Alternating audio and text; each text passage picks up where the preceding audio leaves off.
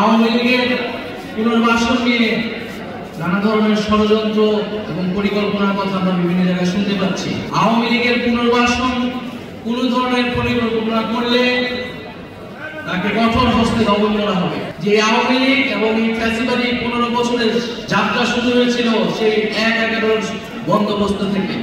আরেকটি 1/11 আমরা কখনো বাংলাদেশে হতে দেব না। গণ অভ্যুত্থান হয়েছে যেখানে জনগণ জেগে উঠেছে এবং জনগণ নিজের সিদ্ধান্ত, নিজের মালিকানা নিজে বুঝে নিতে চায়। আওয়ামী লীগকে পুনর্বাসনের চেষ্টা করতে হয়, তাদেরকে কঠোর বিচারের আওতায় আনতে হবে। রমজানের মোবারকবাদ জানাই এবং আন্তরিক শুভেচ্ছা জানাচ্ছি জাতীয় নাগরিক পার্টির পক্ষ থেকে।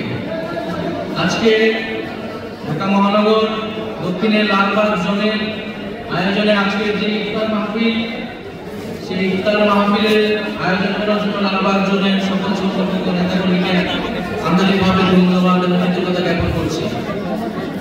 প্রিয় বন্ধুগণ, আমরা সকলেই জানি যে জাতীয় নাগরিক পার্টি গণ অভ্যুত্থানের ধারাবাহিকতায় একটি নতুন রাজনীতি বন্দোবস্তের লক্ষ্যে বাংলাদেশে নিজেদেরকে সংগঠিত করছে। জাতীয় নাগরিক পার্টির লেগেসি হচ্ছে জুলাই গণ অভ্যুত্থান।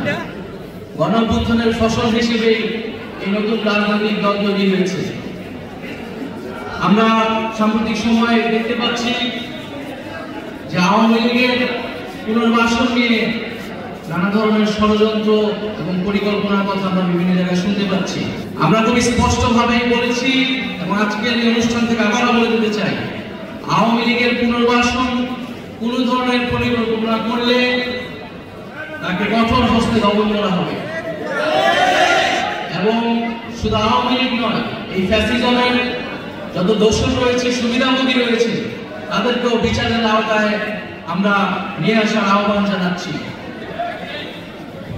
জুলাই গণ অভ্যুত্থানে আমরা কিন্তু কেবল আওয়ামী লীগকে বিদায় করি নাই, বরং আন্দোলনের সময়গুলোতে আমরা 3 আগস্ট শহীদ মিনারে বলেছিলাম যে আওয়ামী লীগ এবং এই ফ্যাসিবাদী 15 বছরের যাত্রা শুরু হয়েছিল সেই 1/11 বন্দোবস্ত থেকে। সেই 1/11 বন্দোবস্তের ফলশ্রুতিতে কিন্তু আওয়ামী লীগ এবং শেখ হাসিনা ক্ষমতা পেয়েছিল। এবং আমরা বলেছিলাম যে আরেকটি 1/11 আমরা কখনো বাংলাদেশে হতে দেব না।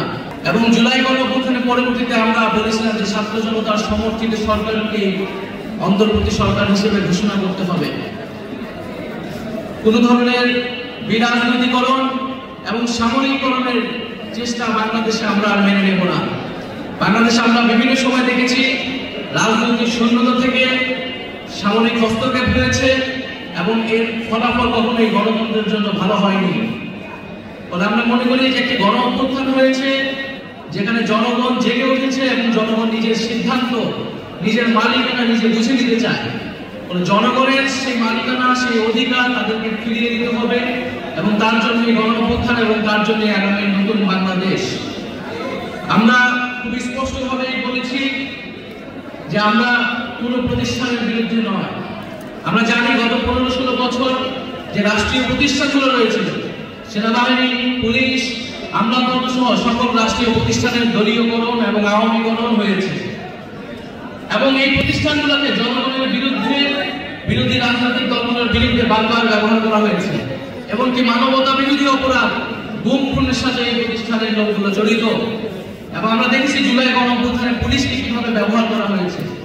আমরা তার জন্য বলছি যে আমরা এই প্রতিষ্ঠানগুলোর বিরুদ্ধে নয়, প্রতিষ্ঠানগুলোকে আমাদের পুনর্গঠন করতে হবে, দাঁড়া করাতে হবে, কিন্তু যারা জড়িত সেই জড়িতদের অবশ্যই শাস্তির আওতায় আনতে হবে।